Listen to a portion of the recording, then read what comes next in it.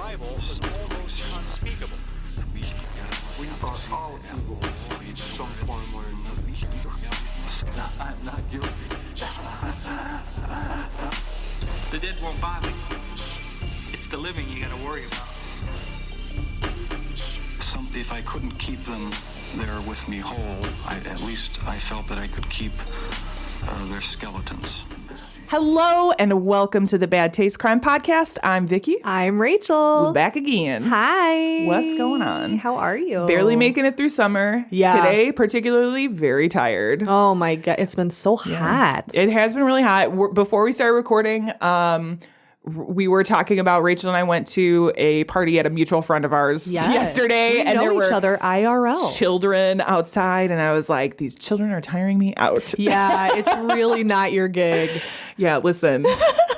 She was like, I could do you it guys for like a while. Murder? You're interested in murder, true crime? They're like, I'm just what? like, hey, don't kill yourselves over here. It's fine. That's what I'm there for. Like, just like, let's be safe about things, but do whatever you want. It's cool. Yes, lawyer friend. Yeah, anyway. Kids are great. Why are you lying? No. Oh my gosh. If this is your first time listening, a special hello to you. Hi. We've got a pretty fun episode, I would say, today. Yes, very fun. But first, let's head over to the newsroom. Unfit to breathe, our food is unfit to eat. We sit watching our TVs while some local newscaster tells us that today we had 15 homicides and 63 violent crimes, as if that's the way it's supposed to be. We know things are bad, worse than bad. So this week, our story, we gotta say, we are back again with another Meat Watch. Meat Watch. Do you remember? Oh my God. So if you've been listening to the show for a while, you'll know that we've been covering a string of meat thefts that have been happening in and around Philadelphia. Last time it was a bunch of seafood, I think. Yeah. Right? Crab legs. I think you were hosting. I was. I remember. Yes. Crab legs. Yeah. So our in the field reporter, blah, blah, blah, blah, friend of the show, Michael. Michael W. Love you. I don't know if you want me to out your last name, but anyway, It's W. it's W. Just the letter. So he said literally like 2 days ago, I want to say 2-3 days ago, he was like, girl, it's happening again. Right? I was like, this is perfect. We're about to record. Yes. So this was on Best consultant ever. July 16th.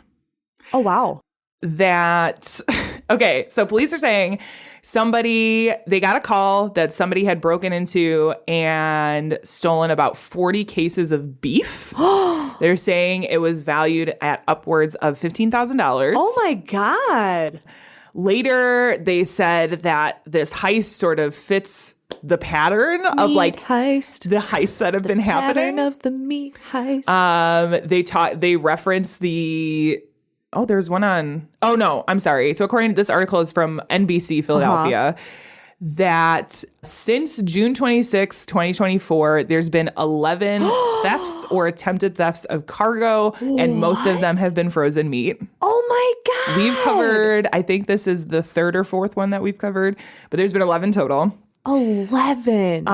In this particular situation, he said that this was a group of males driving a Dodge Durango and a white SUV. And this happened while there was nobody in the vehicle this time. So, oh my God. people still be stealing meat in Philadelphia. The meat marauders. Ooh, that's pretty good. Yes. That's pretty good. Oh my, but honestly, like, I feel if they're not wearing like costumes, what's the point? They have to have like the Zorro masks. That's what I feel. Yeah. But like the with old little, school. like, yeah. Can they just have the old school like black and white striped robber outfits with like the bags with the big dollar sign on them? Yeah, give us the meat, see? They Put need the a beef mustache to in the twirl. Dodge Durango and nobody gets hurt.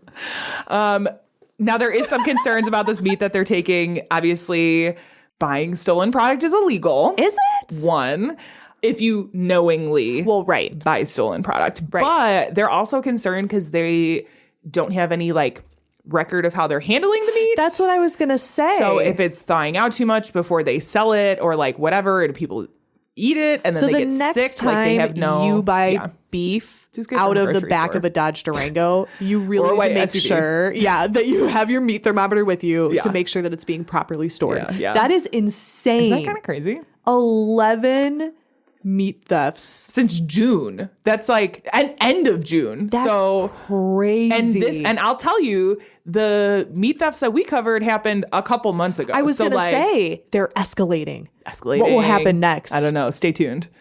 We will. Yeah. If I get any more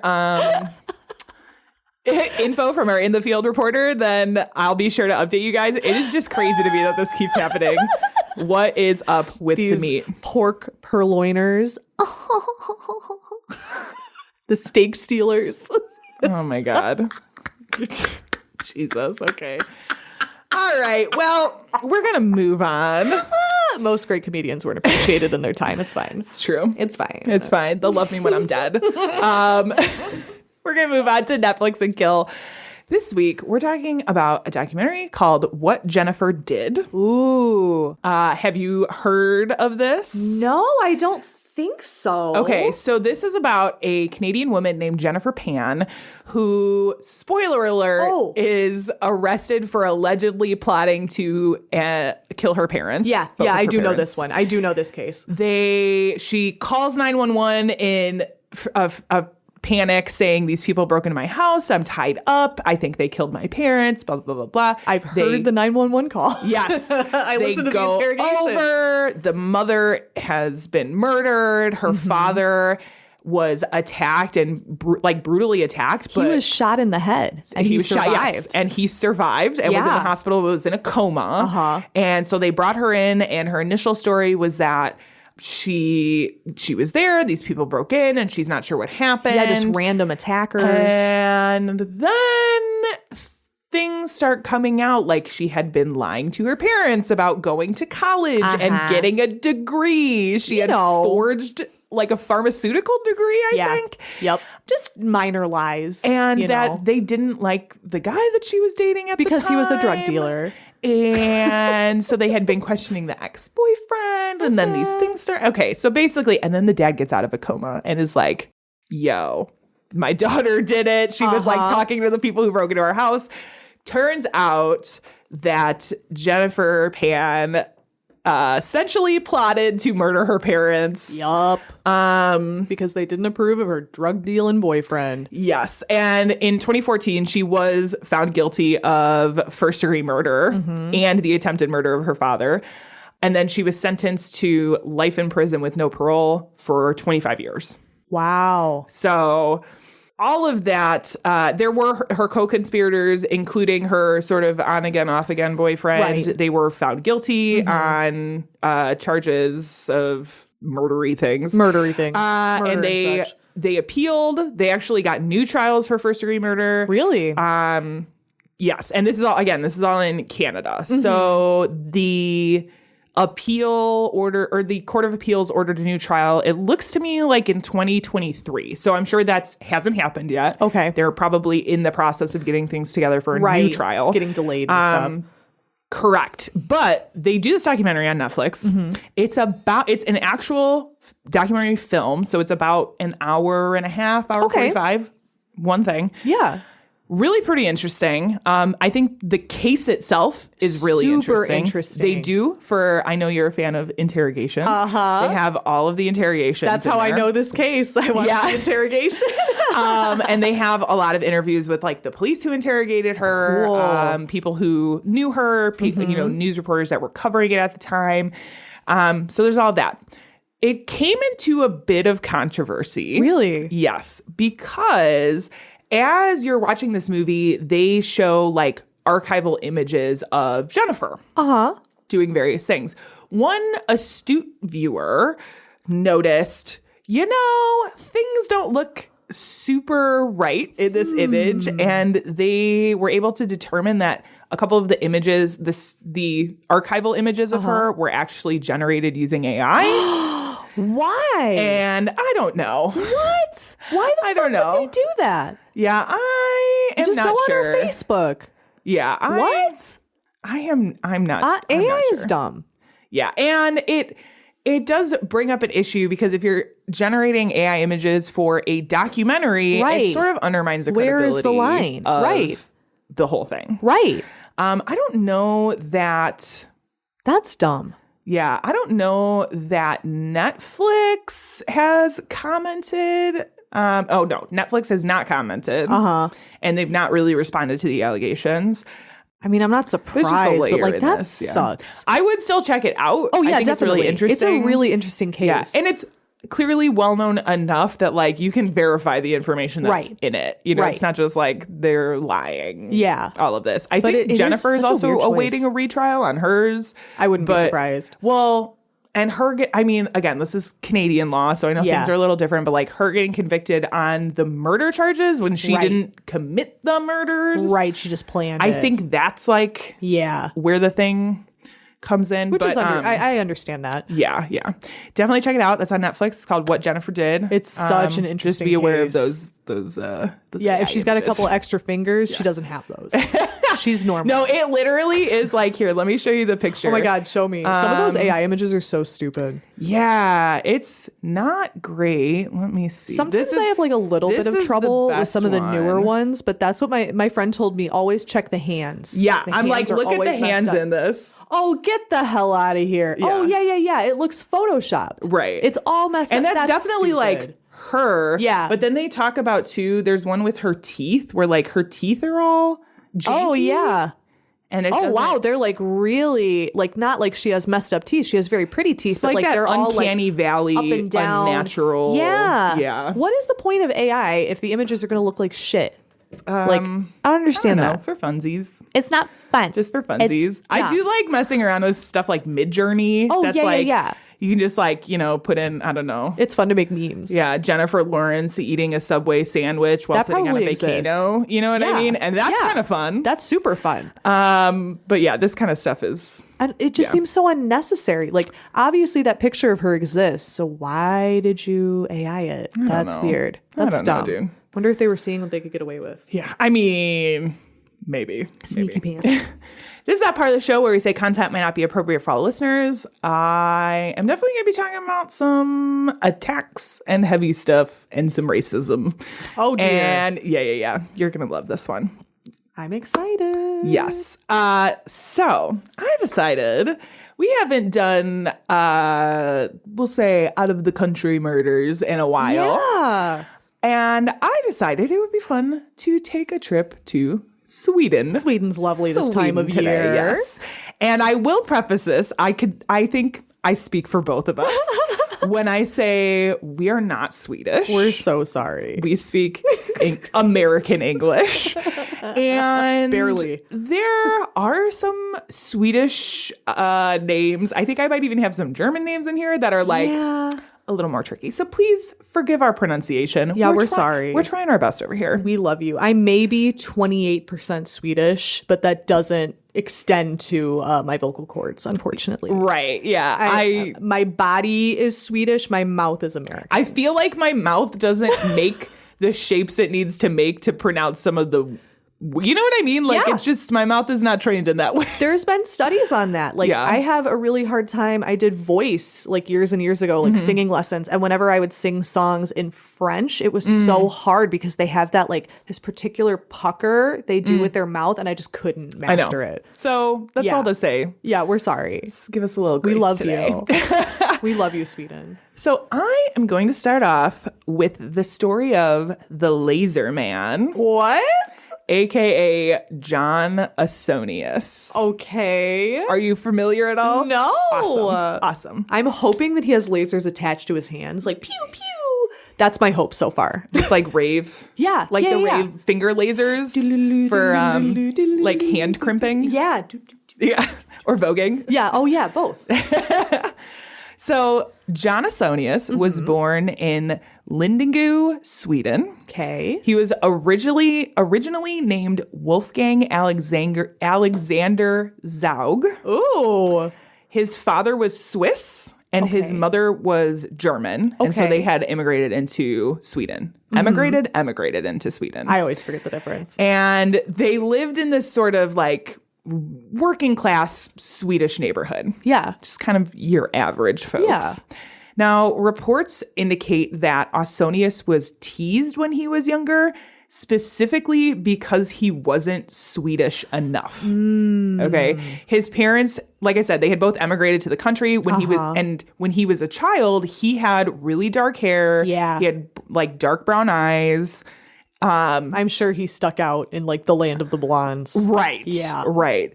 So this would really, as this tale unfolds, you'll see, affect him in a big way. Just bleach your hair. Because when he got older, he started dyeing his hair blonde. Ah, gotcha. He started wearing blue contacts. Oh my God. And he had his name legally changed to John Wolfgang Alexander Ausonius. Wolfgang is such a pimp name. Like, why would you ever change it? Just accept yourself. He kept the Wolfgang Alexander is from his original name. He was originally Wolfgang Alexander, but he wanted to be John. Ew. John Ausonius. That's a lame name. His post-secondary education didn't really seem like it worked out very well. Okay. He was he went to a private school and dropped out before graduating. Later, he did get like essentially the equivalent of a GED. Okay. But it was like on his second go around. He then tried to go to a tech school and was there like struggling for like a year and a half, but never finished. Yeah. So he just kind of was like, I don't know. Yeah. Not the school type. Yeah. I'm not the school type either. So yeah, I feel you there, Wolfgang. Ausonius officially became a Swedish citizen in 1979. Okay. And he eventually did serve in the Swedish Army from 1981 to 1982. And while he was in the Army, he learned how to fight, how to use weapons. Great. And this is something he would take with him after his military service. I'm sure he used it for normal things. For the good. Yeah. Guns do great things. Yeah, it's all the great. time. We love them. Only positivity comes from that. Just they shoot flowers, right? Yeah. That's what I've seen. Yeah.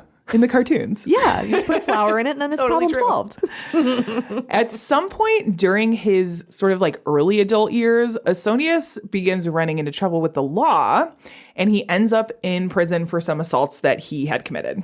Sheesh. I didn't really find anything like specific. Right. It could have been bar fights. It could have just been like verbal altercations with whatever. But while he was in prison, he meets this guy named Miro Barashtic. Another cool name. Barashich. Sounds like I have a mouthful of marbles. I'm really sorry. And he was incarcerated because he had murdered the Yugoslav ambassador to Sweden, Vladimir Rolovich. See, these are such cool names. Also, don't murder people. Also that. Yeah. Come on, dude. The murder that this Barashich guy was in for, it was this plot. Okay, this is going to be a little sort of history of I love it. Extremist groups in the area at the time. So the murder was a plot as a part of his involvement in the Croatian national resistance, which was this sort of offshoot of the Ustasha, which was this Croatian ultranationalist and fascist organization. Ew. So it was kind of like the Ustasha was like the old school version. It's sort of like the KKK, and then you got like the Proud Boys. Yeah, it's sort of this modern offshoot. Right. This is all to say that Ausonius met Barashich in prison. And this like horrible, like racist murderer. Right. And did they become fast friends? Yeah, he was like, you know what? This all sounds great. This dude rules. These are great ideas. I can totally get on board with like the racism and the killing. He's like, I'm already there. Done. Say less. Say less, my guy.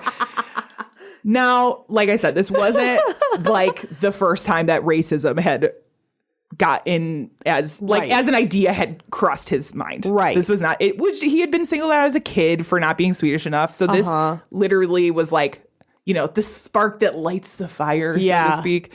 But it's safe to say that following his prison stint, Ausonius was anti-communist, anti-social democrat, and anti-immigrant. Boo.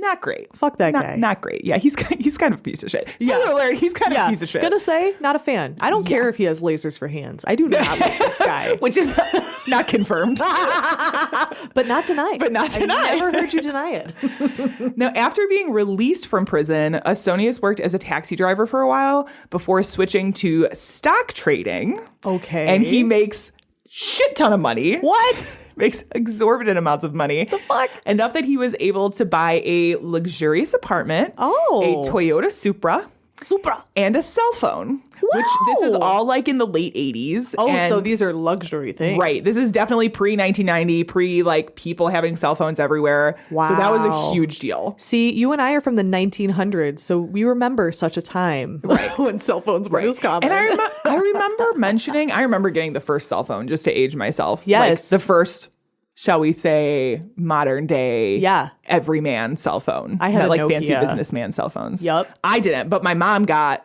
like the old one that was like a brick and just had a little flap that opened on the bottom what I had. with the extendo. Loved it. Yeah. Anyway. So total sidetrack. Total aside. So he's making a shit ton of money. They also talked about he got a Supra, a Toyota Supra instead of I think a Porsche that was like really popular at the time because he didn't like the manufacturers. They were like not the right race. Oh. Yes. Okay. So there's that. Ew. It seems, though, like whatever money that he was making was not enough because Ausonius developed a gambling addiction. Oh, my God. Depleted his bank account to pretty much nothing. I've heard that does that. Yeah. Eventually, with all of his money almost gone, Ausonius turned to bank robbing to As one does. keep afloat. He tried OnlyFans. It didn't work. He's got a lifestyle to upkeep. Like he's accustomed to a certain lifestyle. Let's rob some banks. Now, in total, Ausonius robbed over 18 banks. What? But his entire life, he has been like super vocal about his hatred for immigrants and foreigners, despite being the child of two immigrants. Funny how that works out. Right. And he felt like it was his duty to do something about it. And although he had served in the military, Ausonius himself owned very poor and low quality weapons, mainly because he decided to modify them himself later. I saw reference to a sawed-off rifle. Okay. And a Smith & Wesson revolver with a silencer fitted on the end of it. Exactly. You don't do that. Because that doesn't make sense. Well, he did. So got it. So he made them low quality by doing dumb shit. Yeah. Got it. Yeah. Love that. Love a little DIY. Yeah, they were fine when he got them, and they're like, I'm really going to fuck these up. I'm just imagining that kid from Toy Story who like cobbled all the toys together. Yes. Do you remember Sid? Like Sid. So just a bunch of Frankenstein parts. Why would you put a silencer on a revolver? To be quiet. That doesn't make sense. Yeah, you gotta be quiet. I'm a Midwestern girl, okay? I do have a little bit of knowledge. Yeah. Okay. Yeah. That makes no sense. So get ready because we're about to I'm ready. Get rolling through these. This is when he gets the laser hands. I'm ready. Yeah. This is it. This is your time. Now, beginning in August 1991, Ausonius began his mission of getting rid of immigrants out of Sweden by shooting 21-year-old David Gebramariam, an immigrant from Eritrea. Gebramariam was shot in the back but survived. Witnesses reported seeing a red light on his body before he was shot, likely a laser sight, which got him the name the Laser Man. Because this is a recurring thing. People will be like, yeah, I saw this little red dot on it. So people are probably assuming shot. It was some crazy sniper, but he's over there with his little 6-shooter. Yeah, I don't know which gun, if it was the rifle or the Smith & Wesson that had the laser sight on it. Like a little 6-shooter with a laser sight. Yeah, it's some very like Call of Duty shit, I feel like. You know what I mean? Like something that would never in a million years be on that is on it. It wouldn't work. Yes. So Gebramariam was shot in the back. He survives. Good. Just over 2 months later, in October, Ausonius shoots 25-year-old Shahram Khosravi, an Iranian student. Khosravi was shot in the face but survives. Wow. Just 1 week later, Ausonius goes after a man named Demetrios Karamalagos, shooting him twice in the stomach. Oh. Now, Karamalagos was a houseless gentleman who also reported seeing like a red sight on his body before he shot. Okay. He was shot. However, he also survived his injuries. Okay. Well, I'm glad. Yes.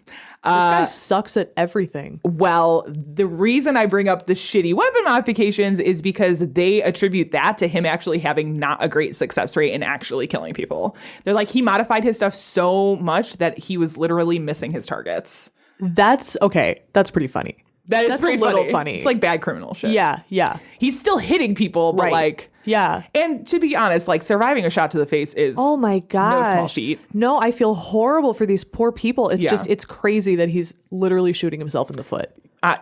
He might have. With his laser. With his laser aiming up, revolver. Shot himself in the foot. He's like, oh man. Yeah, he rerouted it through the butt of the gun to make it easier. I don't know.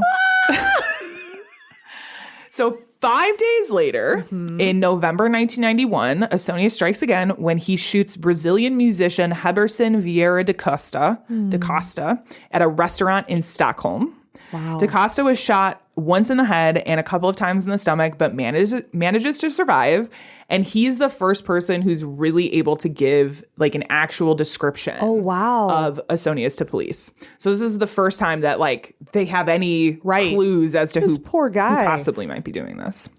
Just 1 week later, Ausonius shoots Jimmy Ranjbar, a second Iranian student who does succumb to his injuries the following day. Poor guy. And for those keeping track, within a 4-month period, that's 4 people wounded and one fatality. Accelerating so quickly. Yes. He must love all this attention. Well, towards the end of 1991, he decides to travel to the United States for a little bit of a vacation. Oh, cute. Any guesses to where he went? I'm thinking the White South. No. Where? Well, of course, he went to Vegas. He's got a gambling habit. Oh, I forgot about the gambling. I'm so focused on him being racist, and I'm still kind of on him having lasers for hands, which isn't true. No. That I forgot about the gambling problem. Yeah, this guy's he's got a lot going addict. on. So okay, let's Vegas. go to Vegas. Got it. That makes sense. So he goes to Las Vegas, and then he stops at the Grand Canyon. Oh, okay. And then he goes back to Sweden. Okay. Then picks up his shooting spree again. Oh, my God. On January 22nd, 1992, Ausonius shoots Eric Bonkum Rudliff at a cafe in Uppsala. Bonkum Rudliff was shot in the head and amazingly survived. Oh my gosh. I know.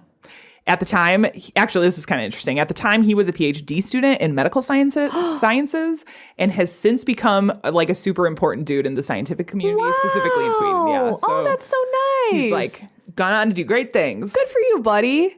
The next day, Ausonius goes back to Stockholm where he shoots a Zimbabwean bus driver named Charles Dhlakama. Dhlakama was shot in the chest in broad daylight, but also survived. Oh, good.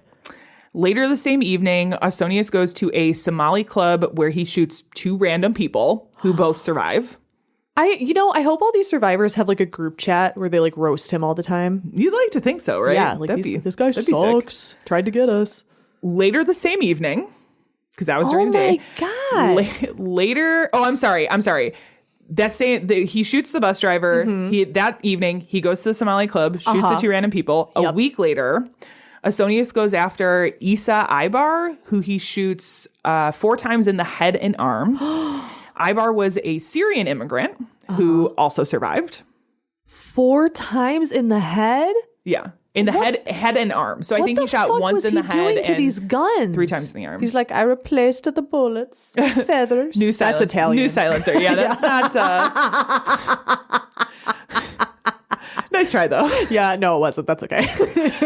Finally, on January 30th, 1992, just 2 days later, Ausonius attacks Hassan Zatara, shooting him in the head. Zatara was a Palestinian store owner who, although he survived the attack, ends up paralyzed. Oh, unfortunately. That's horrible. So after 11 shootings, resulting in many permanent injuries and disabilities and 1 fatality, police start this massive search, like a manhunt for the person responsible.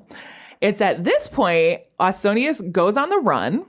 He heads to Germany to try to just like wait it out. Lay low. One of the places he stopped while he was there was a restaurant in Frankfurt. Now, this is from The Guardian. Quote, 2 weeks later, he returned, accusing cloakroom attendant 68-year-old Blanca Smidgrad of having stolen an electronic Casio notebook from his pocket. Oh. End quote.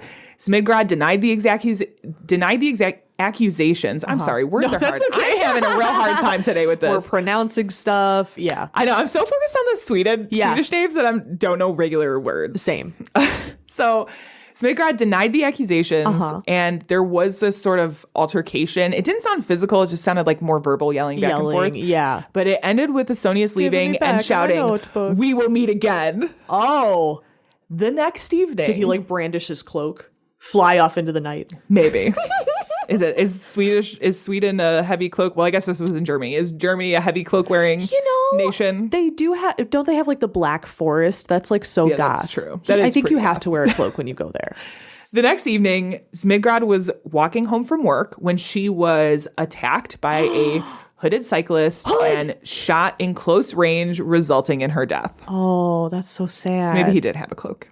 Yeah. He's a hooded cyclist. Much later. I knew it. Like pretty recently, it was revealed that she had actually been a Holocaust survivor, having been at 4 concentration camps, including Auschwitz and Bergen-Belsen, as well as surviving multiple death marches. Oh my God. And this douchebag just comes out of fucking nowhere. In Germany. Yeah. He's not even in Sweden anymore. Yeah. Wow. Yeah. That's disgusting. Yeah. I will say that information was not something that was known prior to Asonius attacking her. But I'm sure he was like. But later he was like. about it. I mean. He's like that was kind of my goal. There was descriptions of him being told this information and him like smirking like, ew, I did a good job. I hope she's resting in peace. Yeah. And shitting on him from heaven. Yeah. Fuck this. Same. Asonius managed to elude capture until June 1992 when he was caught and arrested during a bank robbery. Gotta quit robbing banks. It led to his downfall. Dick. In total, Asonius was convicted on 1 murder, 10 attempted murders, and 8 aggravated bank robberies, almost all of which he denied having any part in. He later would be acquitted of 2 of the attacks by an appeals court just due to lack of evidence. Okay. For this, he received a sentence of life in prison and was sent to Kumla prison in he was sent to Kumla prison. He was there for a little while. In 2012, Ausonius was moved to Österåker prison. And he has attempted to apply for what is essentially Sweden's version of parole multiple times, but he's been denied. Good. I will also say there's some differences as far as what a life sentence actually means. I was going to ask in that. Some European countries. Yeah. Where they will, depending on where you're at, they'll almost like automatically revisit after so long. And we've talked about this in a previous episode where there was somewhere they determined like, nah, this guy will never be released. And they like made a note on his file, like not fit for release ever. Right. I remember thinking about that with you. Which I think at current, like his next expected potential release date is like 2035, I want to say. By that time, honestly, he's going to be kind of an old dude. Right. But at least it's not like every year or whatever. And honestly, I think that has to get approved, maybe. I'm sure. Yeah. Honestly, not to get too opinionated, I kind of like that. Like, not for this case, obviously. Fuck this guy. He should be in away from society forever. But like, I do like that certain other countries will revisit things once in a while. Because like, as we've seen from the Innocence Project, you never know. Sure. You know? And we do have like a parole system, which is our version of that. But at the same time, there's this assumption that you have to show remorse. And when we're talking from an innocence perspective, that's not something that's ever going to happen. But at the same time, you know, for the crazy people who have actually done what they're in there for, like that's a good system. It's so like moral based, which doesn't make sense. It's very complicated. Yeah. It's a very complicated issue. So anyway, so he's hanging out in jail. Oh, I'm glad. Okay. We're going to jump back to, just for a second, back to 2000. Okay. The year 2000. Ausonius finally admits the attacks. Oh, wow. So he was convicted in the 90s and like 92, 93. It wasn't until the year 2000 that he was like, okay, it was me. You're right. He also does his first interview. He gives his first interview to TV4's Cold Facts. Ooh.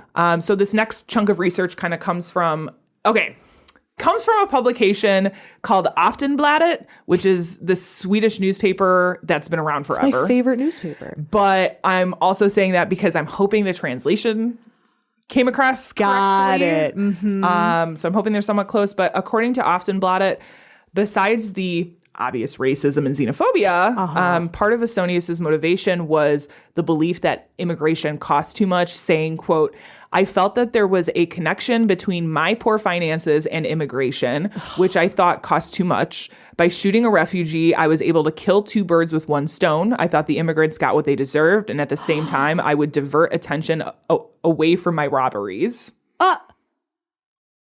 Interesting. Girl. He goes on to say that I selected the ones I shot at random. Overseas immigrants were what I set my sights on. I am surprised that I was able to do this, how ego-tripped I could be. Just this thing about them being innocent. It's hard. It's very hard. So Ew. he starts to show a little bit of remorse, but I'm, again, like, I don't know There's how no genuine way. that is. Yeah. Fuck that dude. So there's that. Yeah. Wow. Ausonius would face a second reckoning for his crimes when in 2016 he was extradited to Germany to go on trial for the murder of Blanca's Midgrad. Oh. Yeah. And so this is the point in time when the information about her being a Holocaust survivor and all of that starts coming out. The court of public opinion. Right. So Well, as they should. At the time, I think he kind of knew that he was going to try, there was going to be an attempt to have him extradited to Germany. He didn't really fight that. He basically said, I'm not going to fight the extradition, provided that no matter what my sentence is, that I would be allowed to serve it in Sweden rather than in Germany. He's like, please respect my xenophobia. Also, Swedish prisons are really fucking nice. That's what I was gonna put say. that out there. I don't know what it's like in Germany, but I know the ones in Sweden are like 5-star hotels. Yeah, I watched like a huge documentary about it. Yeah. That's crazy. So I could see that being a reason because I think he would probably be more comfortable in Sweden. Probably. Ausonius was still denying at that time the responsibility for the murder in Germany, but the courts disagreed. And in February 2018, he was found guilty and given another life sentence. Wow. In January 2019, Ausonius was extradited back to Sweden, where he is currently serving out his life sentences. Yeah. And I'll be honest, the other thing, I didn't include this, but now I'm kind of like, I kind of wish I included it. The last thing I saw about him was that he had gotten engaged to like a 28-year-old. Ew. Like an unnamed 28-year-old. Love yourself. Because I'm pretty sure it was after he was extradited to Germany, all that. Maybe a little before, but or maybe during. But they did this 3-part like mini series on him and like his crimes and the whole thing. She watched that and was like, I really identify with this guy. Yum. And so she reached out to him in prison. Ew. They got engaged. They were like, we're going to get married when he gets out of prison in 2035. And they have since broken up, are no longer getting married. So now he's alone serving a life sentence in prison. Yes. Good. That is the story of the Laser Man. Oh my God. Wild, That's right? a good one. It's wild. No racism, guys. Let's mix no that. racism. Fuck that dude.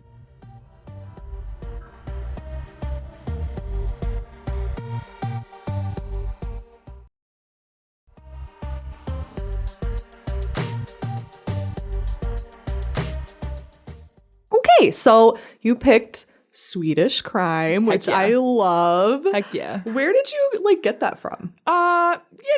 From Sweden. From Sweden. There are times where I'm just like, okay, what are we going to cover? And I'll be browsing around and I'll try to find things that are like kind of interesting, but again, have enough research. And Right. I don't know. I just stumbled on that guy and was like, all right, we're doing Swedish crimes. But also I love think that. Sweden's been in my brain because they just hosted Eurovision was in that's Sweden right. this year. So maybe that's why. I'm not sure. Maybe. They're a really interesting country. Yeah. And as I was looking through these, they have a lot of weird murders. Yes, they really do. Like I bookmarked a few. I'm like, now I have one for a future one. Right.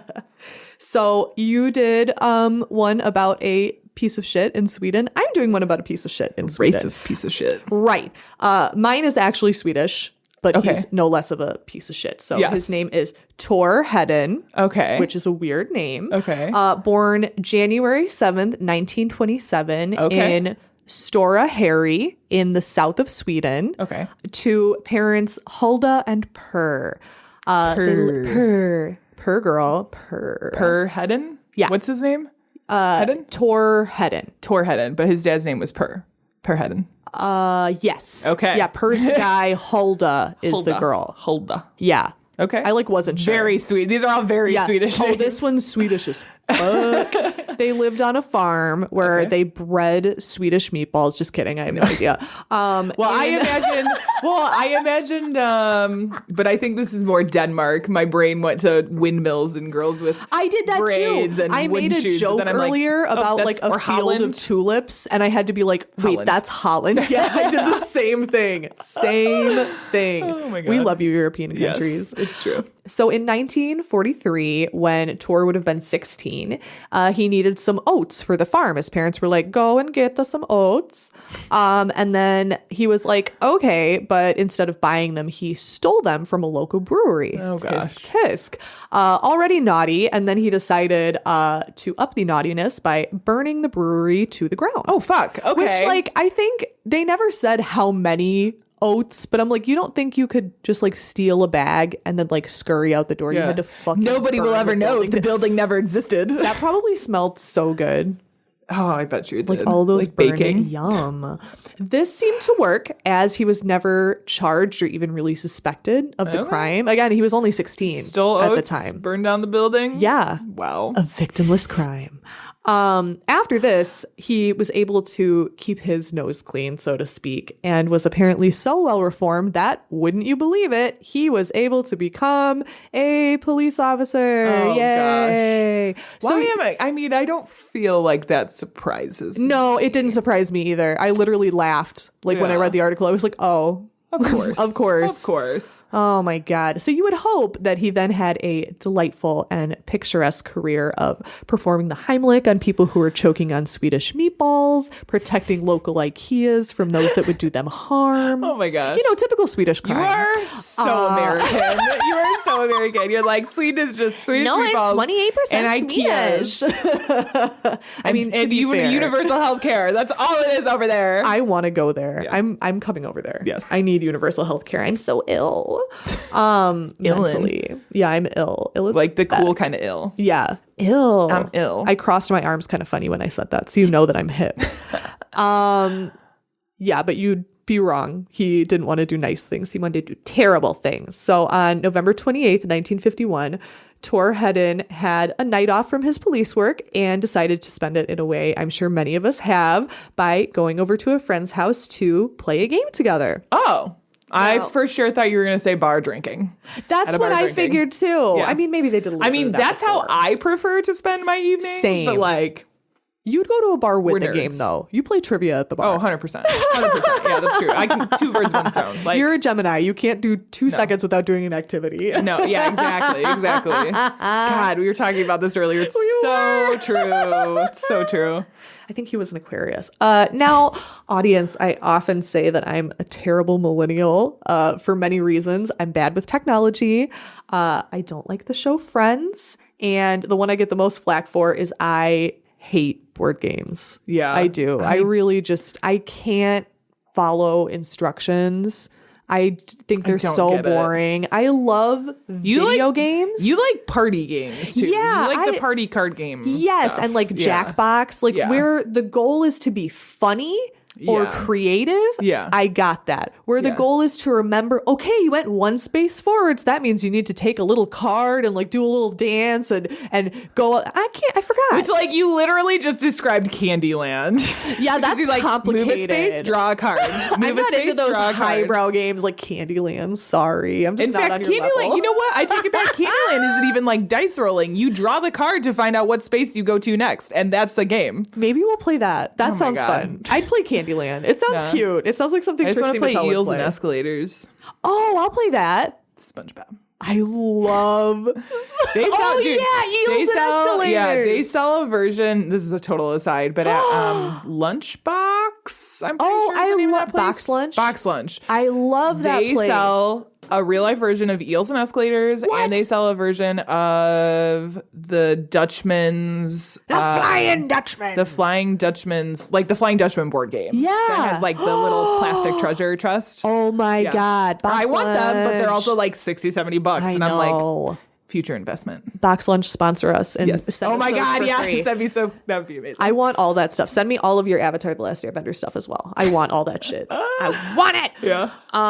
Yeah, I don't like board games, which frankly sucks because I feel like our friends group is so obsessed with them. Literally, true. 2 of our friends and my husband are going to a board game convention in a couple of weeks. So Dude, I want to go, but I don't have the budget to spend on board games there. Neither does he, so I don't know why he's going. But so once by the next podcast, I'll have moved in here because I'll have nowhere to live. There's just something with my brain where whenever someone starts trying to tell me the rules of a board game, my brain puts my ears on battery saver and they just shut off. You're not the only one. Yeah, they're like, I don't want to hear that. But obviously Tor and his friend were about that life. So anyway, they were playing poker, which I also don't understand at all. Yeah, poker I don't get.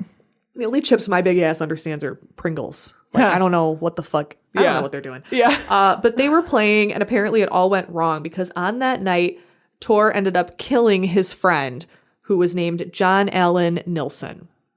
No one really knows what led to this murder. I'm guessing they were arguing over which one of their carefully curated ABBA playlists to use as their evening soundtrack. Oh my God. We're going to lose as one all of our does. Swedish listeners. I know. They're like, unsubscribe. Because I know the Swedish references you're making, but like, so do they. No, I think it's positive. I love it. I mean, they love ABBA. They do love ABBA. I love ABBA too. Okay, you're gonna lose all your Swedish crazy. listeners. I She's shaking just her said head. I love ABBA. Oh, I but thought you were shaking your head I'm that you shaking your. don't. No, I said I love ABBA, but I'm shaking my head at you. Like, let me include all of the Swedish What's things I a know. little off the top of my stereotype head. between friends? Listen, I'm adopted, and I just found out through Ancestry that I'm 28% Swedish. So I am milking this for as long as I can. Okay. I get a cheat card, I feel. Also, I love you, Sweden. So just like before with the grand oat larceny when he was a teenager, Officer Tor Hedden elected to burn down his friend's house with his friend's body stuffed inside. I love that when he's got a problem, he's just like arson. Oh, and this will come up many, many times. Oh my God. Fire Okay. is the only solution for this guy. Now I said the motive for the murder was unknown. They also never could find a cause of death because he was so badly burned afterwards. Okay. And again, this is in the 1950s. But however, Tor did rob his former friend of all the money on his person. I'm guessing he had like a lot of cash because they were playing poker. Okay. And rummaged through the house for more cash and possibly stole more valuables. Okay. So now this is 1951. So forensics was obviously like not a thing. So they never found a cause of death. Sure. But because the fire looks suspicious and the fact that the victim appeared to have been robbed, local, I apologize, Tjornarp. I think that sounds good. Swedish. I Sounds did good. it. Local Tjornarp police opened up an investigation to see if there was indeed foul play. Luckily, they had a plucky young Swede who is more than willing to take up the case. Local police representative Tor Hedden. Okay. He was able to use his power and position to steer the investigation away from himself, but God. don't think that meant he stayed out of the spotlight. In fact, he did multiple interviews for radio stations, even like overseas radio stations. He would answer the questions for like national media. Okay. So he was clearly a narcissist. Yeah. So I'm assuming all the interviews were like, I hear this dastardly, dashing rogue is rumored to be I heard he's super so handsome. I'm already Yeah. super, and he's really cool. So guys. cool. He like skateboards. Oh my God. Did you hear it as an 8-pack? He does. He's like, the Skarsgårds are like so jealous of his But we don't beauty have a and wealth. description of him. Yeah. We don't know what he looks But like. he but is incredibly handsome. I walked into the scene and the musk that expensive cologne this guy my must have worn. God. Oh my God. And everyone was like, okay, sounds good. So he was able to remove any possible suspicion away from himself at this time. But for Tor, things were not all pickled herring and Princess Tarta. God. Okay. His fiance, she hates me. His fiance. I'm not even going to acknowledge it anymore. I'm just going to move right past it. His fiance, 24-year-old Ulla Osterberg, had noticed that ever since the mysterious death of his friend John Allen Nilsson just 9 months ago, her hubs-to-be had been acting all kinds of crazy, and she had just had enough. Yeah. And then he said, "It's only natural, but why did it have to be me?" Just kidding. He went crazy. He took a pair of handcuffs. That's an ABBA reference, just in case you're keeping score. I'm guessing they were his police handcuffs, and assaulted Ulla with them, trying to restrain her and threatening to kill her, telling him directly, "I'll shoot you. I'm going to kill you." Oh, God. Ulla must have had a great support system because she left him and she reported him. Good. And eventually, although it did take a little bit of time, this would cause him to be fired from his job at the police station. I know. Go Ulla. It is also reported that Tore tried to win Ulla back throughout this process several times. He was like, "If you change your mind, I'll be first in line. Honey, I'm still free." She's leaving the room. "Take a chance on me." And Ulla was like, "No." Anymore. I think that might be the last one. It's not. On August 21st, 1952, at around midnight, so this is when he's already lost his job, he's lost his fiance, a broken-hearted Tor arrived at his parents' house in Saxtorp, assumedly for some parental comforting in this tough time in his life. But if that was the goal, it did not go well because Tor Hedden shot both of his parents to death. His mother Hulda was 57 and his father, Per Alfred Hedden, was 74. Okay. After the murders, what do you think he did? Burned the house down. He burned the house fucking down. house. Yup. He was like, "Oh man, what's all Burned this it down fire the doing house." here?" Yeah, really. It's not Swedish, but I'm getting one in. I was gonna say if there was an ABBA song about fire, I'd be all over it. Is there? No, I don't think so. I googled so many ABBA. Did you lyrics. Google ABBA fire? I did. I literally you did. I bet you literally did. I literally did. Even though his murder count has just upped to 3, Tor didn't stop. He drove directly to the town of Herva, which was about 30 minutes away, and halted at the local nursing home there, which unfortunately was the workplace of his ex, Ulla Osterberg. Now, this was one of those like old business setups where the people who would care for the elderly residents also lived on the premises. Like they had little apartments. Okay. I think some places are still like that, but like maybe probably, especially over there where they like actually care about their elderly. Completely. They have better elder care. Oh, I have 2 grandmothers in that system right now. It sucks so bad. Yeah. Oh my, don't even get me started. Well, obviously Tor knew which window was hers, so he fucking climbed a drain pipe because he's Batman now and broke into her room brandishing an axe. Yeah. He found the room empty because for some reason Ulla was spending the night in the room of Agnes London, the matron of the retirement home. Okay. I wasn't able to find any information on this because immediately my brain was like, "Ooh," but I think they were just friends. Yeah, probably. I don't know. Tor quickly located them and chopped them both to death with his axe. Then he thought, what does this scene need? It's, almost perfect. Oh, fire. Oh my and God. then he committed arson on top of murder, breaking and entering, by burning the retirement home down. But this guy was so foul that he literally blocked the entrances of the home before setting it ablaze, which unfortunately led to the additional deaths of 5 elderly residents. Wow. With all but one perishing at the scene. The surviving victim passed at the hospital 5 weeks later as a direct result. I mean, here's the thing. Like, in all fairness, up to this point, like, he's literally not been caught because he keeps setting his shit on fire. You know what I mean? Like, so clearly in his mind, he's like, this works. It's Audience, a foolproof do what works for you. fire. Fire works for me. That's what I'm doing. Maybe you're a firework. Yeah, it's been very successful thus far, but unfortunately for him, whereas the other murders couldn't be tied to him because they were kind of random. Like the one guy was his friend, but it was still kind of like, who knows? What year was the nursing home? Do you remember? Nursing home fire. Let me in general, what check. year is 1952. Okay. So that's also something to think about is like the investigation techniques have since massively been improved. Have they? Oh, yeah. Oh my God. Yeah. Yeah. Especially arson techniques specifically because they found a lot of the accepted techniques are bunk. Right. Like that they're all garbage. Right.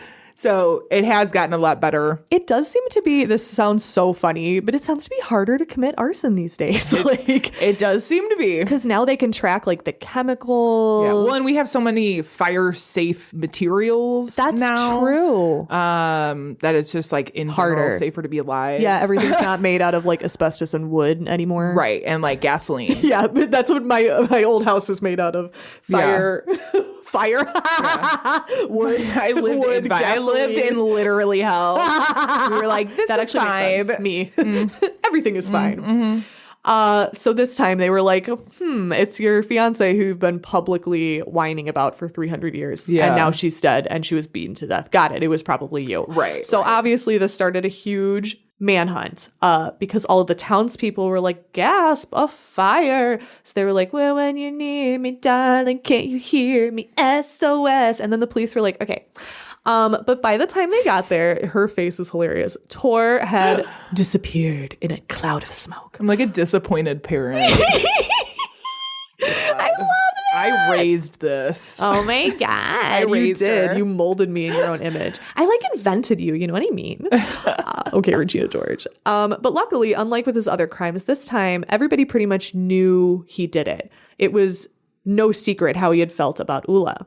Police were able to use what they knew about Tor, including the description of his car, to finally bring the story to a close, but there was to be no sweet Swedish justice. For although they found his car, which was abandoned and parked next to a random lakeside cabin, they did not at the time find Tor, but they did find a suicide note. Oh, I was going to say, did they find the cabin on fire? Or? No, I know. Shocking. He left the cabin unburnt. Amazing. That's wild. So here is the note they found, this suicide note. Again, this is translated from Swedish, so please forgive me. Sure. It says, the phone rings. The police are running and looking for me, but never find me. Never. But my car has found it now, and if you want to solve a riddle, look in the wet if you think I'm there. Like, shut the fuck up. Why? Yes, my so friends. dramatic? He's like... so ridiculous. Yes, my friends, why have I done all this now? It may seem to be a deed's work and oh, this is so weirdly translated. Yeah. As you know yourself, you are known by other people. And there you can see today red and tomorrow dead. This is very like, I'm 15 and this is deep. Like that kind of fucking real. But then he starts confessing to his crimes. Oh, so he says, but also I set everything on fire. Right. He's like, fire. In September 1943, I put fire at Gustav Hill's brewery in Anilov. And the reason was that I had stolen oats in the wind. Ooh. And he's lying. He's like, we had a horse at home, caressed and constantly hungry. When I stole it, I lit the building on fire. Which they weren't poor. He just wanted to burn the building down. He's a dick. Right. In the autumn of 1946, I stabbed a motorcyclist. No, a motorcycle. It's saying he stabbed a motorcycle. What did the motorcycle ever do to you? And he says, and the last thing happened because I was deceived by a woman who meant everything to me. She has let me down, and I give my betrayal in this way. God forbid a woman does anything. I know. Says I drove to the fraudulent girl. Like, get the fuck. He's so annoying. So he killed himself though? Yes, he did. Good. Okay. He also said, sorry, I knew there was one more thing. He said that he killed his parents because they'd be this is it. Yeah. This is his last address. Now it is 4:00 on August 22nd, 1952, and I end my sad life with the hope of being understood and forgiven by those who have desire and ease. Glad, calm, and ready I go for death, for everything has now been met. Tor Heeden, killer, address unknown. P.S. I killed my parents because they would suffer for what I did. Okay. Except he killed his parents like before a bunch of other stuff. Right. Right. I'm like, I think so. He was like so clearly premeditated, right? But like, it's like, so I'm killing my parents because I'm about to go kill a bunch of other people. Right. He's like, sorry guys, this would. They're like, no, we'll be fine. He's like, no, you'll be so disappointed. After this, that's literally what it is. He's like, I'm killing my parents so they won't ever be disappointed in me. I mean, wow. I think there's something to be said for setting fires and destroying evidence and like being a big fucking baby who can't face up for your actions. Right. You're just running away from your consequences, and that's exactly what he did. After this, it didn't take long to find Tor's body, which was pulled from the very lake by which his car was found. In the wet. In the wet. They solved the riddle. He had decided to drown himself by weighing his body down with heavy stones, but he did a shit job because they found him.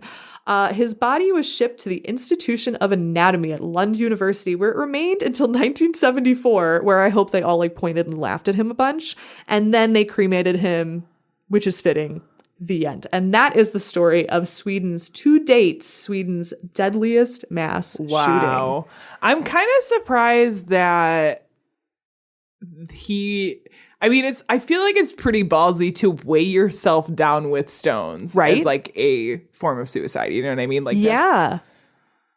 I don't know. I wonder if he took a bunch of like pills first. Yeah. Or like killed himself first. Because like it's clear he probably would have had access to guns. Like as a police officer, former police officer. Like, but you know what? He feels so like sorry for himself that he's like, I really am killing myself in this super painful way. Well, I'm like kind of more surprised that he didn't like take a bunch of pills and then set the fucking cabin on fire. I think that he wanted people to to know. He's like, feel sorry for me. Oh yeah. Yeah.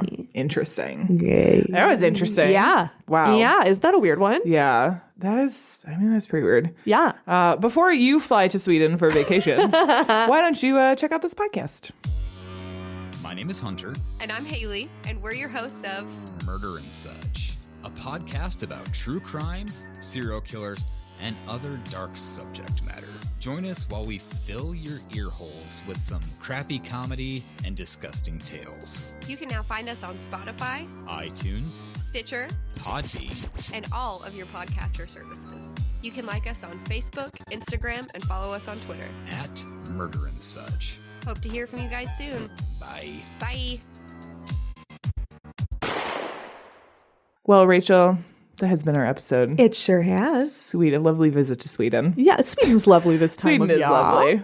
Just stay away from the murders. Yeah, be careful. Be careful. Do you have any last thoughts before we close out? No, I didn't know that Sweden had so many like interesting murders though. Yeah, dude. So that's worth it. If you're ever looking for something interesting, go to Sweden. Go see Sweden's murder culture. Yeah. Okay, well, on that note, our sound and editing is by Tiff Fullman. Our music is by Jason Zakshevsky, the Enigma. Woo! This has been the Bad Taste Crime Podcast. We will see you in 2 weeks. Goodbye. Bye. Should have looked up what goodbye was. Oh, probably should have. Bodies on the hillsides along the highway.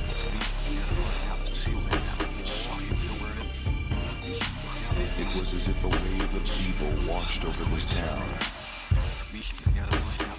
We are all evil in some form or another. Let's see. My brain immediately said Guten Tag. What is goodbye in Swedish? Hejda, Hejda? which is pronounced similarly to Play-Doh. That doesn't sound right. Hejda? How to say goodbye? Hey-do. Hey-do? Might be. If it's similarly to Play-Doh, it's probably like hey-do. Yeah, let's see. How to say goodbye in Swedish? Hejda. Let's see. Hejda. And hey-do. See? Like Play-Doh. Hey-do. Hey-do. Love it. Hey-do. Hey-do. All right.